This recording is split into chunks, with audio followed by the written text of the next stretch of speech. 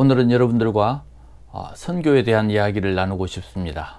선교의 주체는 누구인가에 대해서 말씀을 나누고자 합니다. 로마서 10장 13절부터 15절까지 있는 말씀을 제가 봉독합니다. 누구든지 주의 이름을 부르는 자는 구원을 얻으리라. 그런즉 너희가 믿지 아니하는 이를 어찌 부르리요? 듣지도 못한 이를 어찌 믿으리요? 전파하는 자가 없이 어찌 들으리요? 보내심을 받지 아니하였으면 어찌 전파하리요? 기록된 바 아름답도다 좋은 소식을 전하는 자들의 발이여 함과 같으니라. 아멘. 우리가 성경을 통해서 신약의 내용을 보면 예수 그리스도의 공생애와 이후에 제자들이 예수님의 명령을 받아서 행하는 모든 일들이 선교입니다. 그렇다면 이 신약 성경에 기록되어 있는 내용은 모두 다 선교라고 생각하면 됩니다. 그래서 우리가 어떻게 선교를 이해하고 있는가를 좀 점검할 필요가 있겠다 싶어서 여러분들과 이 선교에 대한 이야기를 좀 하려고 합니다. 선교의 주체는 과연 누구인가? 예수님께서 제자들을 훈련하셨고 훈련한 그 제자들에게 이제는 세상으로 보내셨습니다. 그러면 그 세상으로 가는 제자들이 그 일의 주체일까요? 훈련해서 보내는 예수님이 그 일의 주체일까요? 당연히 이 선교의 주체는 예수님입니다. 그 목적으로 제자를 부르셨고 그 제자들을 훈련시켜서 세상으로 보내면서 땅끝까지 복음을 전하라고 말했기 때문에 그렇습니다.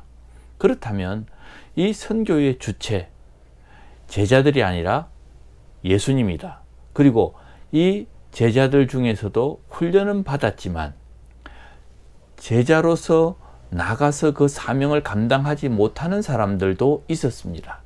그런데 예수님께서는 그 제자들을 세상에 보내시면서 새로운 이름을 주셨죠. 그 이름이 바로 사도입니다. 복음을 전하는 자들, 그리고 그 복음을 가르쳐서 지키게 하는 자들, 가서 세례를 베푸는 자들을 사도라고 이야기했습니다. 그렇기 때문에 그 모든 선교의 주체는 예수님, 그리고 그 일을 맡아서 행하는 자는 제자들이라고 말할 수 있는 것입니다.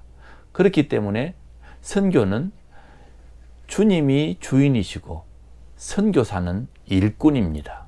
신약 성경에서 이 사명을 받아서 일하는 제자들의 모습을 안디옥 교회라고 하는 곳에서 똑같이 재현하고 있죠.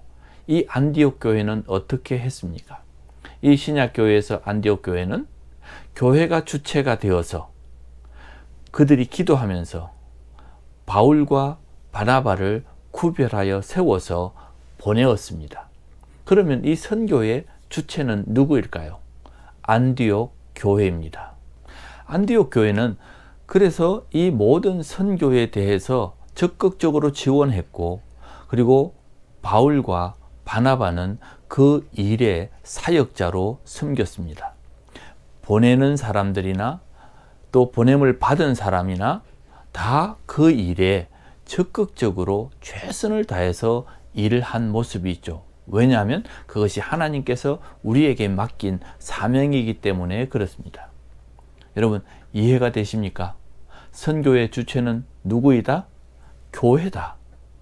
주님이시다. 그리고 보냄을 받은 사람은 일꾼이다. 그러면 모든 책임은 누가 져야 돼요? 교회가 져야 되는 것입니다. 그리고 그 교회 뒤에는 그 명령을 하신 예수님이 있고 선교사는 그 일에 보냄을 받은 사람인 것이죠. 그러면 우리가 이 모든 것들을 이해한다면 교회가 오늘날 선교사의 모든 것을 지원하고 돕는 것이 주체자로서의 역할인데 그 모든 돕는 것을 선교사에게 위임하고 있습니다. 그래서 파송하는 교회는 그 모든 것들을 책임지는 것이 아니라 일부를 책임지고 선교사가 나머지를 알아서 하라고 합니다.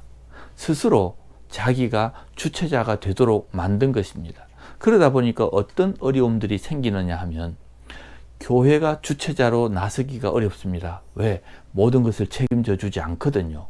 그리고 선교사는 내가 알아서 모든 것들을 책임을 져야 되는 입장이거든요. 책임을 져주지 않고 내가 책임을 져야 되니까 그 일의 주체가 자기라고 생각하는 겁니다. 그래서 선교사들이 선교의 주체가 되어 가고 있는 것입니다.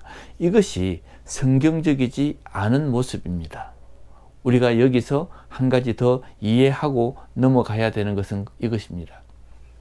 궁극적으로 선교는 예수님이 주체이지만 구조적으로는 교회가 있고 그 선교사가 있는 것입니다. 그리고 그 선교사가 가서 복음을 전해야 되는 선교의 대상자들이 있죠. 그러면 제일 먼저 주체자가 되는 것은 교회와 그리고 그 교회 안에 성도들이 이 선교의 주체가 되어야 되고, 그 중에서 일할 사람을 뽑아서 보내어서 그 사람이 교회를 대신해서 그 일을 하는 것이 바로 선교이고, 이 선교사는 그 일만 집중해서 복음을 전해서 그들이 구원을 얻어야 되는 일들을 하는 것입니다. 그래서 로마서 10장 13절부터 15절 누구든지 주의 이름을 부르는 자는 구원을 얻으리라. 그런즉 저희가 믿지 아니하는 일을 어찌 부르리요. 모르는데 어떻게 부르겠어요?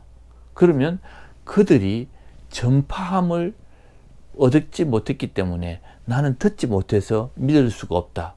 그래서 15절에는 보내심을 받지 않으면 어떻게 전파하리요? 주체자가 있고 보냄을 받은 자가 있고, 그리고 그 보냄을 받은 자들이 듣지 못한 그들에게 복음을 듣게 해야 되고, 그래서 구원이 이루어지는 것입니다. 이런 구조들이 정확하게 역할들이 이루어질 때에 복음이 계속해서 성장하고 세워지는 것입니다. 오늘 이 본문 로마서 10장에 있는 말씀을 역으로 생각하면 전파하지 않으면 들을 수 없고, 그렇기 때문에 교회가 보내는 자가 이 전파할 자를 보내어야지 그들이 구원을 받을 수 있다. 그래서 이 삼각구도, 보내는 자, 하나님이 명령한 교회가 보내어서 그리고 듣지 못한 자들에게 복음을 전하는 이 일들이 일어나야 하는 것입니다. 과연 성경은 선교의 주체를 누구로 말하고 있습니까? 선교의 주체는 책임을 다하지 않고서는 이 이야기를 할 수가 없죠. 그래서 점점 시들해져 가는 이 선교의 열정과 현장의 목소리를 이제 우리가 어떻게 해야 할까? 점점 복음을 전하는 일도 줄어들고, 선교에 대한 지원과 선교에 대한 열정도 줄어져 가고 있습니다. 여러분, 요즘에 여러분의 교회나 주변에 있는 믿는 청년들에게 선교에 대한 이야기를 해 보십시오. 그들이 어떤 선교의 열정, 땅끝까지 복음을 전하는 열정을 이야기하는지. 요즘은요, 선교 단체도 선교사를 찾기 어렵습니다. 훈련을 시키고 싶어도 선교에 헌신하는 사람들이 없습니다. 요즘은 선교사 자녀들도 선교사 하고 싶어 하지 않습니다. 왜냐하면 그 부모들이 살아가는 모습을 보니 정말 안정적이지 않습니다. 하나님의 은혜로만 먹고 살아야 되는데 그런 모습 속에서 자기들도 살아가는 것이 힘들었습니다.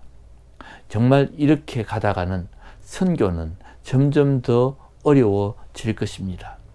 우리가 참으로 선교의 주체와 보냄을 받은 사람들과 복음을 들어야 되는 이 모든 것이 이루어질 때 온전히 선교가 되는 것을 안다면, 이제는 우리가 하나님 앞에서 열정을 다해서 우리의 역할들을 잘 감당해야 합니다. 어제 제가 나눈 마가복음의 말씀처럼 각자 자기 위치에서, 제자리에서 자기의 사명과 역할을 잘 감당할 때에 하나님의 나라가 세워진다고 말씀드렸습니다. 제가 이 말씀을 준비하고 있는 동안에 갑자기 띵 하고 헌금이 들어온 것입니다. 그래서 보았더니 어느 권사님이 헌금을 보내신 겁니다. 깜짝 놀라서 제가 바로 전화를 드렸는데, 지금 열차를 타고 가는 중에 저에게 헌금을 보내신 겁니다. 제가 까마귀입니다. 그러고 감사하다고 인사를 전했습니다. 그래도 감사한 것은 하나님께서 때를 따라서 우리의 형편을 아시고 하나님께서 크게 책임져 주시니 이 일들을 계속해 나갈 수 있습니다.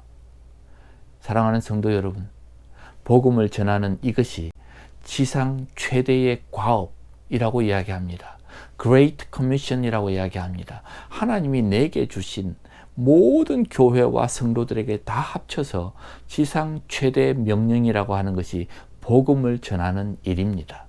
이 일을 위해서 여러분들은 어디에서 어떤 역할을 감당하시는지 한 번 더 생각하시고, 오늘 이 복음의 주체 교회와 성도이고 복음을 위해서 파송을 받는 선교사가 정말 하나님의 나라에 이 역할들을 잘 감당할 수 있도록 여러분들이 계속해서 선교를 위해서도 기도하시고 선교의 동참이 아니라 선교의 책임을 져주시기를 부탁드립니다.